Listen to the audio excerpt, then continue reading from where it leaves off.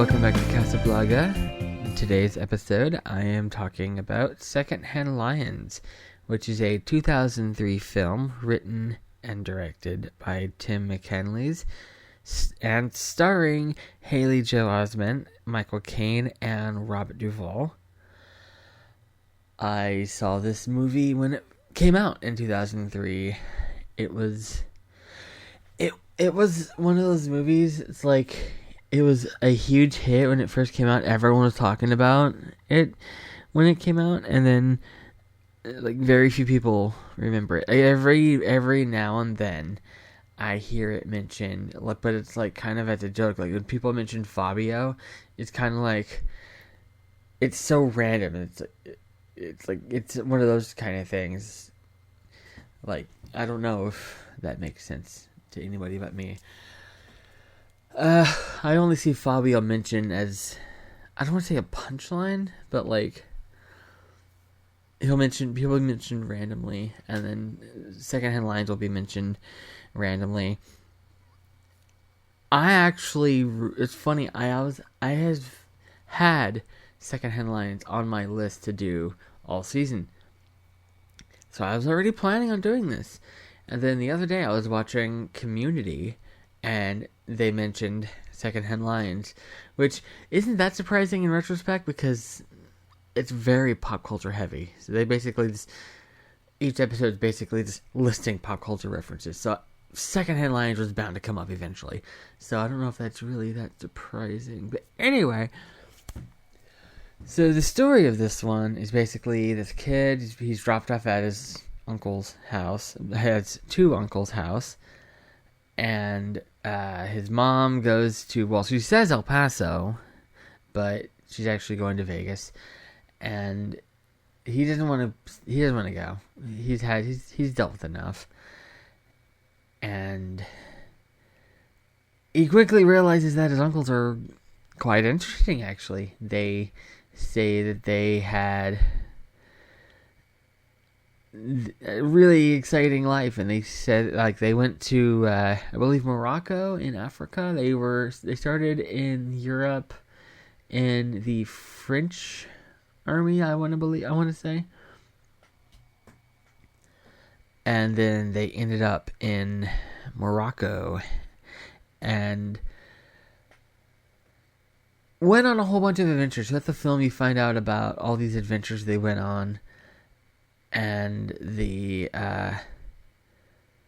one of the brothers married a princess named Jasmine, which where have I heard that before?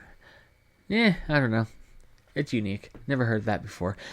And throughout the movie, you're left wondering, is this real? Are they just making this up? Did it really happen? There's no way this could possibly be real. And by the end, you find out definitively if it's true or not. Well, in the context of the movie, obviously it's fiction, but you know what I mean. In the context of the story, you find out if it's true or not. And you're basically led all of it, like, is it true? It's not true. It's true. It's not true. But I don't want to spoil the ending. It's not really readily available. I couldn't find it streaming anywhere. I found it on Blu-ray for $9. I did not buy it, though, for some reason. It's been in my Amazon cart for months because I knew I was going to cover it. But I never bought it. I don't know why. Like I said, it's $9. I've bought way more expensive movies for a review, so I don't know why I never bought that one.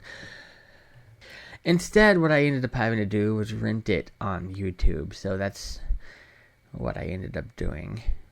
You know what's funny about this, though? Like I said, I saw it when it first came out. We had it on VHS. And I've seen it like 100 times. And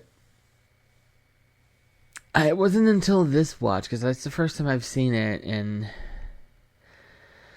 trying not to say 20 years, but, it's been 20 years. But I didn't realize that it was an all-star cast until this time. because it's Haley Joel Osment plays the kid, and I didn't realize it was him. And the uncles are played by Michael Caine and Robert Duvall, which are like Hollywood legends.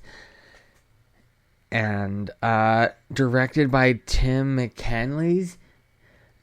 Okay, honestly, you've probably never heard of that. I had to look him up. And I wish I had known him. There's 2 projects that he's been part of that I was like, oh, that's kind of cool. He came up with the concept of Smallville, and he wrote The Iron Giant.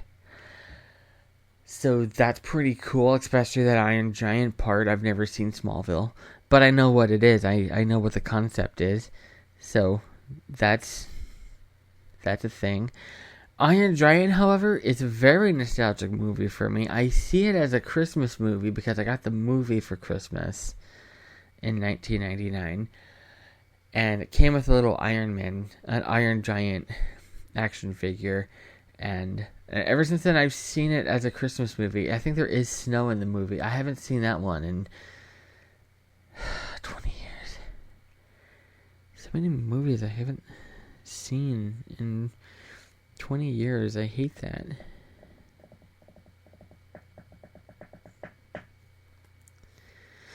But anyway, yeah.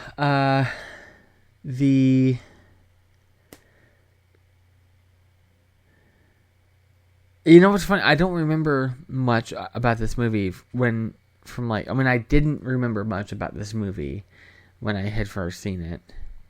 But I just remembered like the basic premise, and I really liked it as a kid. And so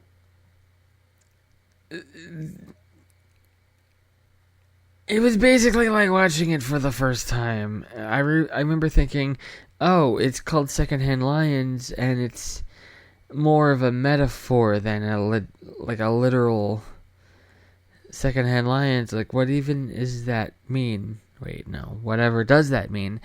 And no. It's a literal secondhand lion. And yeah, there's a whole scene explaining it. There's this traveling salesman. The 2 uncles are said to be very rich. And so there's traveling salesmen coming all the time. They'll park their cars in front of the house, and they'll get out and they'll start to pitch, and the uncles will put out their shotguns and like fire in their direction, and they'll drive off. And there's this one salesman that will not give up, and he was like, "Hey, I have just the thing that you two will like finally, and not shoot at me over." And finally, the kid was like, "Hey, you have all this money. Why not use it?" And he gets them to buy one of those catapult things for shooting, where you go pull, and then they pull the lever, and the plate flies, and then they shoot it. And then after that, they start buying things from this salesman, and basically anything he offers after that, because suddenly they're growing crops. But like, they're not labeled correctly. Like, there's, I want to say like 10 rows of crops, and each one has like, here's a corn row, here's like a potato row, here's radish, here's tomato, here's all these. But then like the kid, Haley Joel Osment, realizes that, like they've been tilling this for a while and it's growing, but they all look the same. All the plant coming out of the ground, and they all look exactly the same. And he's like, "Hey, wait a second. These don't look right." And then they were like, "Oh, we've been had. He duped us again." I think it was the first time they were duped, so I don't know why I said again. It ended up being corn, and so they had like this large like corn jungle forest thing.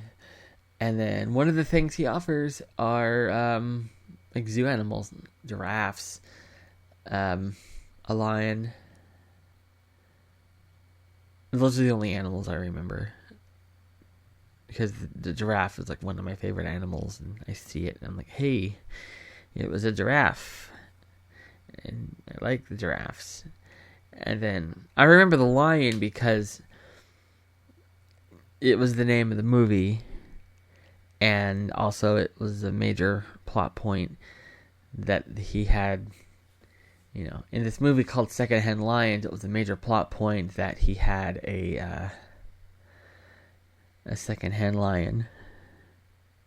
Like, that's the name of the movie, basically. That's how I felt when they lowered the door of the crate, and then, or the opening of the crate, and then there was like a lion. It's kind of old, laying down.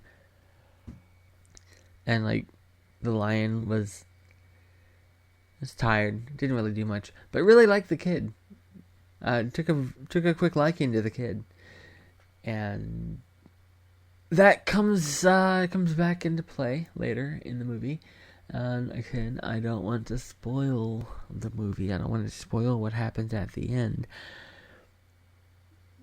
Which is weird because I usually only do that for movies that aren't very popular and are readily available for streaming. And this one is not very popular, yet I was only able to watch it by renting it on YouTube. So I don't know why I'm not spoiling it. I could just be like, oh, in the ending this happened, but I'm not. I don't want to. I will let you figure it out on your own, if you so choose. I do highly recommend it if you decide to get it. Renting it on YouTube, I think, I've rented movies on YouTube regularly, and I think they're all roughly the same time, same price. Renting on YouTube, it's like $3, and it says you have like 30 days from the day you rented it to watch it, and once you start playing it, you have 24 hours after then. So yeah, I usually watch within the day. There was one movie that I rented like at work, and I was like, I'll watch this later when I get home, but then I got tired. I got home, I was tired, I fell asleep, so like I watched it like 2 days later. I forgot I rented it, and then I saw it on my thing. I saw it on my the list thing. I was like, hey, I forgot to watch that. So like, luckily it doesn't start the countdown until you start it, and it does warn you. It doesn't just start like, oh, it auto-played. It warns you, and it's like, oh, hey, if you start this, you have 24 hours. So yeah, and you have to like accept. So luckily they're smart enough to not just have it autoplay and like, oh, your countdown started. I thought I had 30 days.